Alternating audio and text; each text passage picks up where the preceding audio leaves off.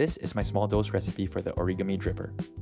I say small dose because it is a 10-gram dose, and we're gonna be using this coffee from the Philippines, a really good coffee from Sitio San Roque, Bukidnon.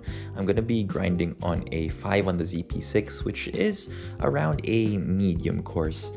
And we're going to be using the Origami dripper. I'm actually going to be using Origami's in-house wave filters, which I find to be a lot faster than Kalita's own wave filters.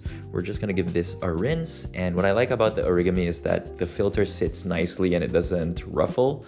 And then we're going to add our coffee. Let's brew this in real time so you can follow along. We are doing a 40-gram bloom for 45 seconds, and I'm going to give it a few swirls just to make sure everything's saturated. I'll tell you a bit more about the recipe, but I do have a recipe card at the very end of this video, but we're gonna just try to do 4 equal pours of 40 grams each. I find it really easy to just remember this recipe, and I generally just tweak grind size whenever I need to. I go by taste normally, so whenever it is too bitter or too strong, I will go coarser, and then when it is too weak or too astringent, I will go finer. Now at the 45-second mark, we will be doing our second pour, and you will notice here that I will accidentally bring this up to 86 grams or so. Definitely partially because I was filming this. It is hard to concentrate, but it is not the end of the world. 6 grams won't really be that much of a difference, especially if you are a home brewer.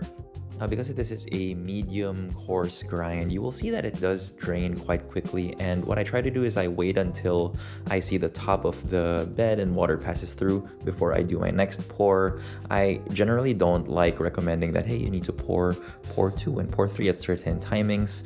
I just try to do it by taste, as I said. Now, I've really liked the Origami dripper. I've had this dripper now for a month, and I like it because it can take both conical and flat filters. And I think if I were to start over, I'm gonna do my 4th pour now. If I were to start over and just start with one dripper, I would probably start with the Origami just because of how versatile it is.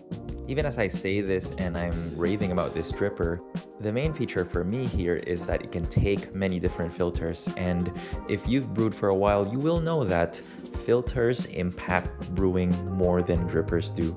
You can get significantly different brew times, even as much as like 5-minute differences if you swap from a fast and a slow filter. For me, because I am using a pretty fast wave filter, I finished this brew at around 2 minutes 20 seconds before I take it out. And while for me this coffee was just right at around 220, it might be different for you depending on what coffee you have. So definitely, as I said, dial in by taste, adjust the grind size to match your palate. Here's the full recipe. See you next time.